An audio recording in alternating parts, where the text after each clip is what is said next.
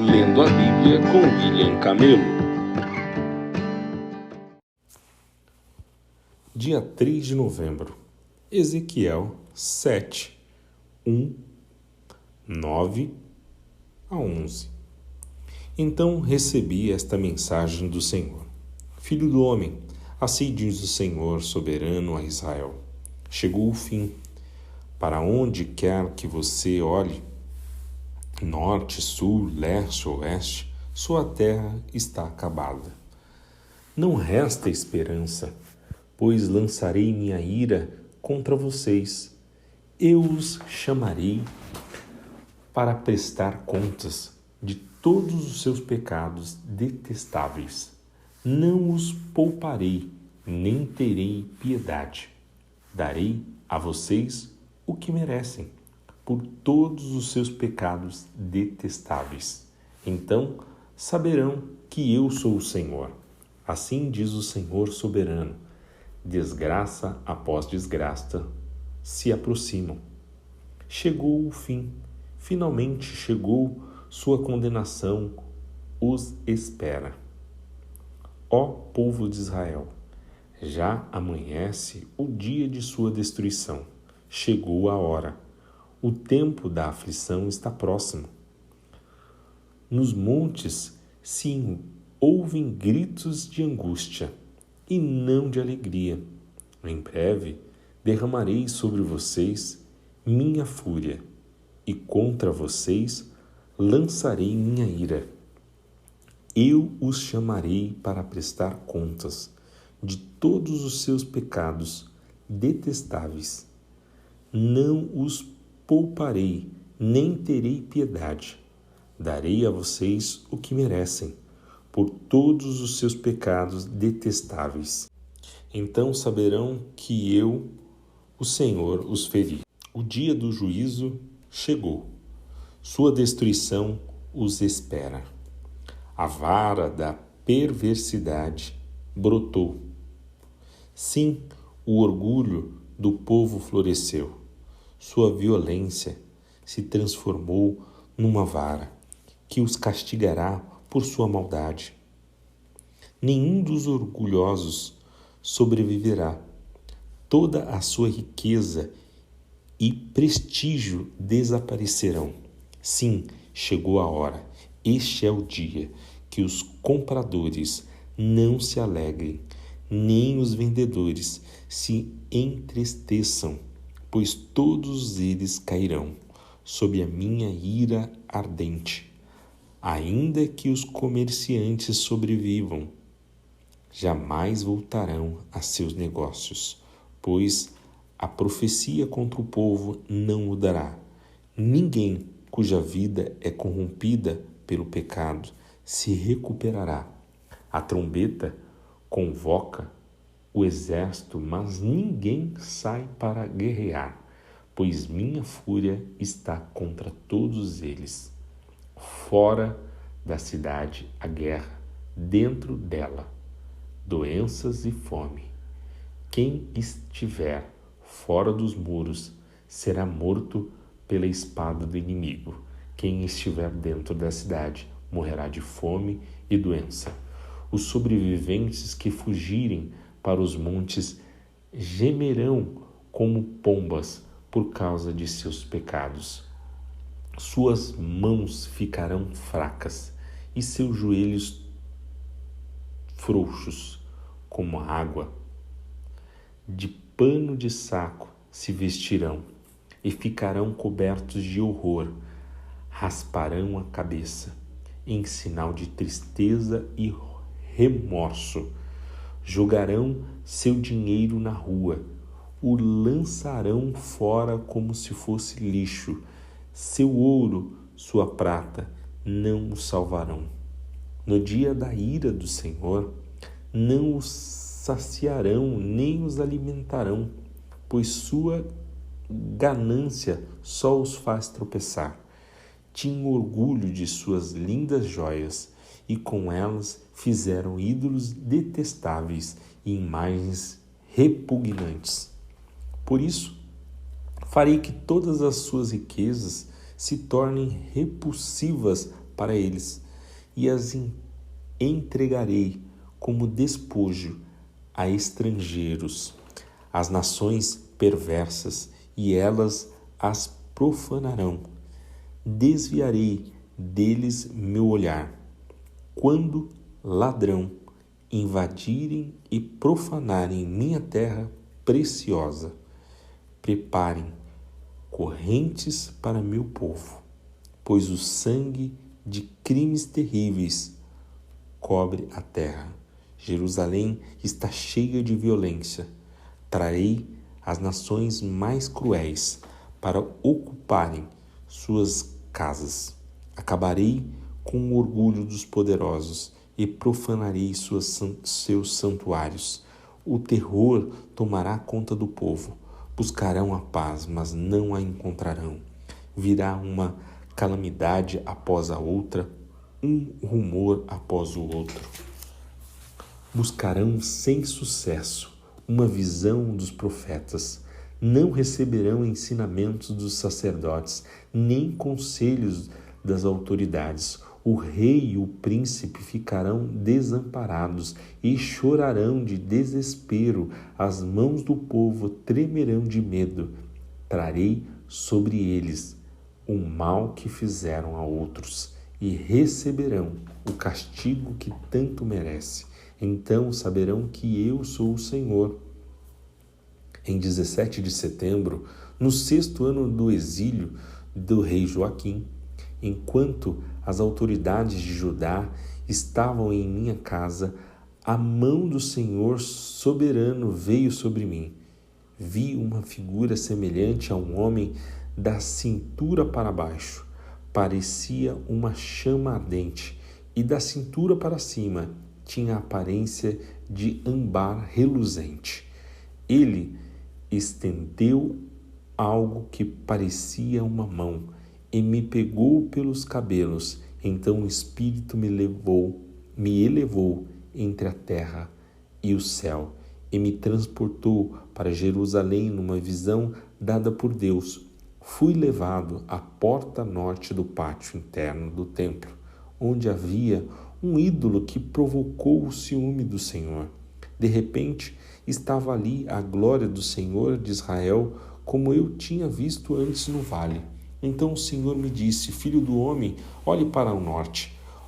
Olhei para o norte, e ali perto da entrada da porta junto ao altar estava o ídolo que havia provocado ciúme no Senhor. Filho do homem, disse ele, você vê o que estão fazendo? Vê os pecados detestáveis que o povo de Israel comete para me afastar de seu templo? Venha, e eu lhes mostrarei pecados ainda mais detestáveis que estes. Então ele me levou à porta do pátio do templo, onde vi um buraco no muro.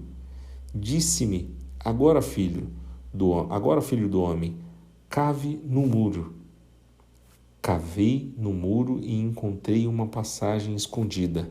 Entre, disse ele, e veja os pecados perversos e detestáveis que cometem ali.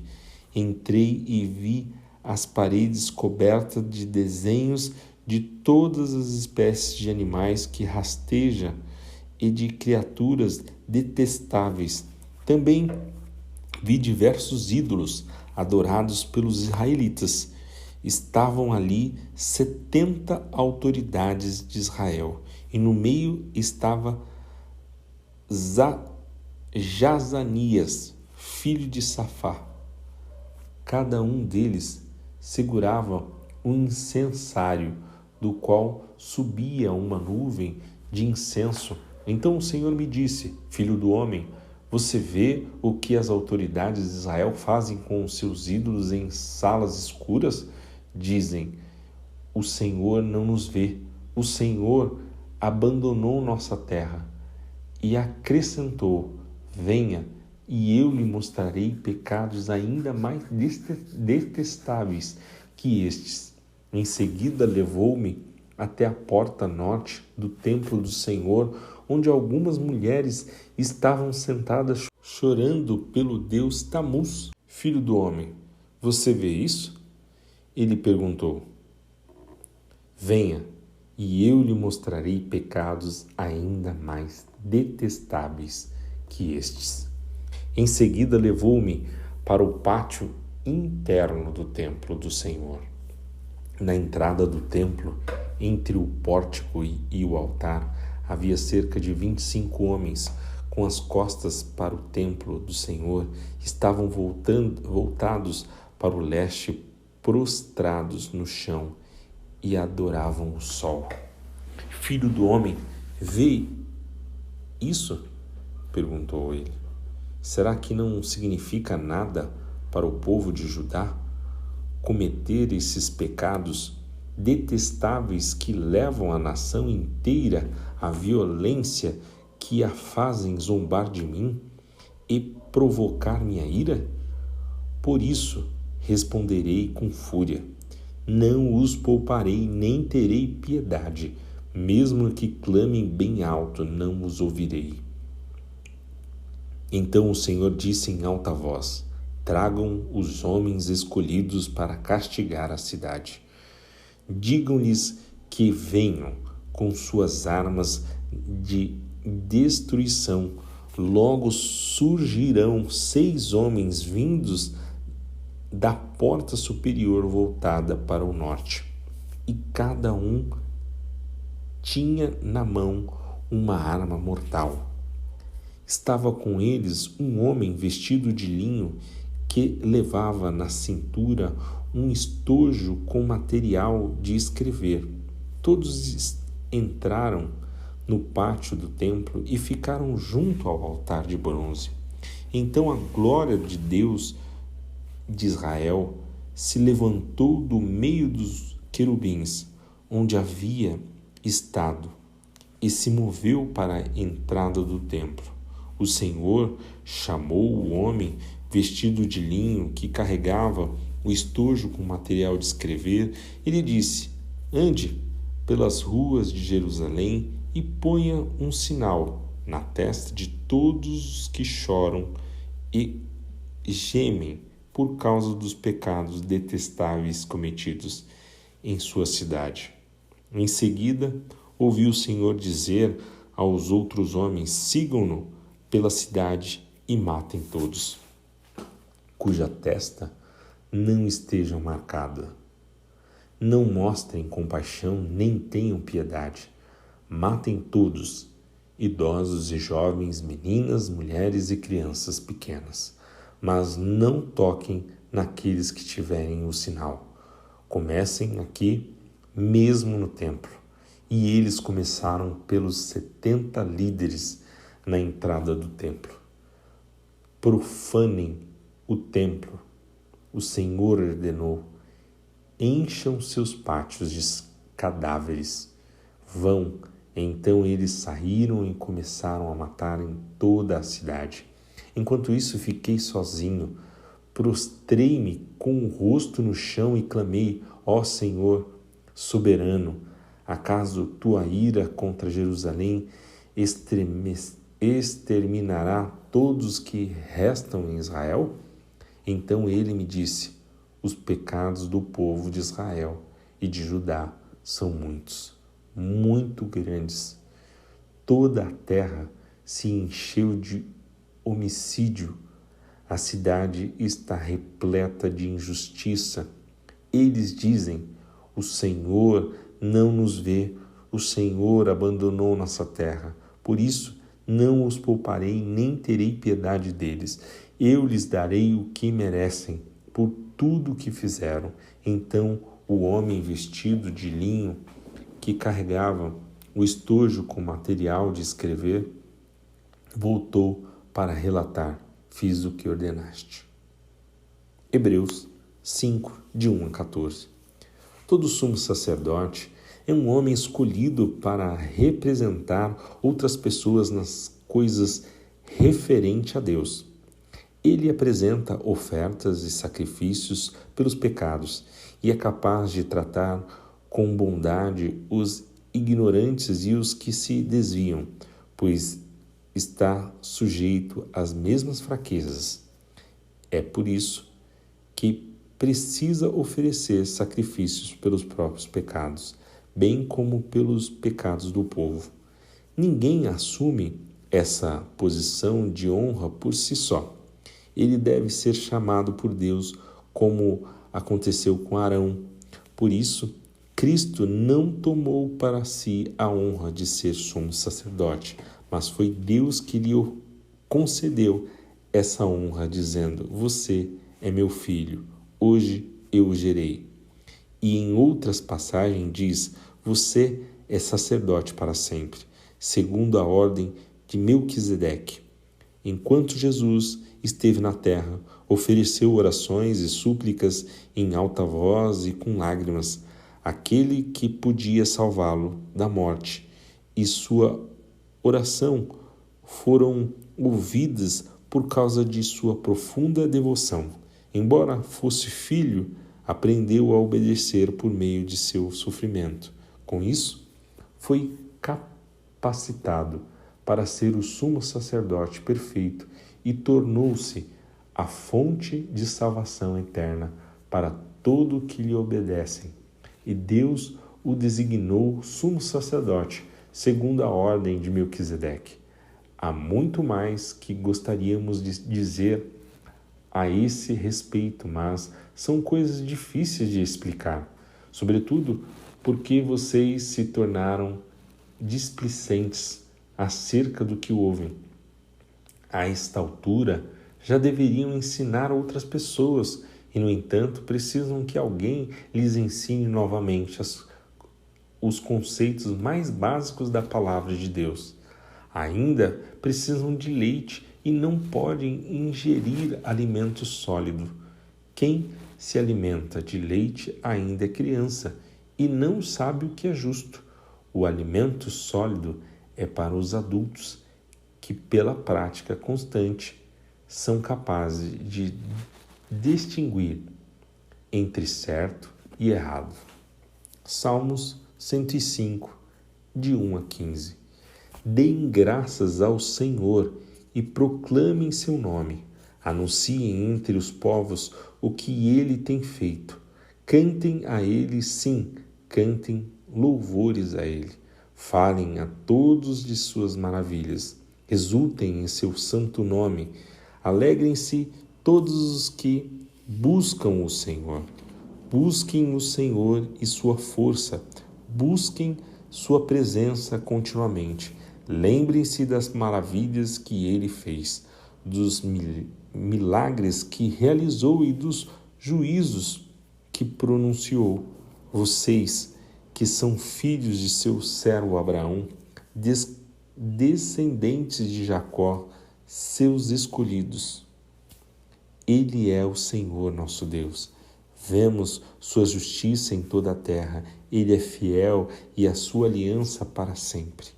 Ao compromisso que firmou com 1000 gerações. É a aliança que fez com Abraão, o juramento que fez a Isaque. Ele a confirmou a Jacó por decreto, ao povo de Israel como aliança sem fim. Darei a vocês a terra de Canaã como uma porção de sua herança. Assim, declarou quando eles ainda eram poucos, um punhado de estrangeiros em Canaã. Vagaram de uma nação a outra, de um reino a outro. E, no entanto, não permitiu que ninguém os oprimisse. E, em seu favor, repreendeu reis. Não toquem em meu povo escolhido. Não façam mal a meus profetas. Provérbios 26, 28. A língua mentirosa odeia suas vítimas. Palavras bajuladoras causam ruína.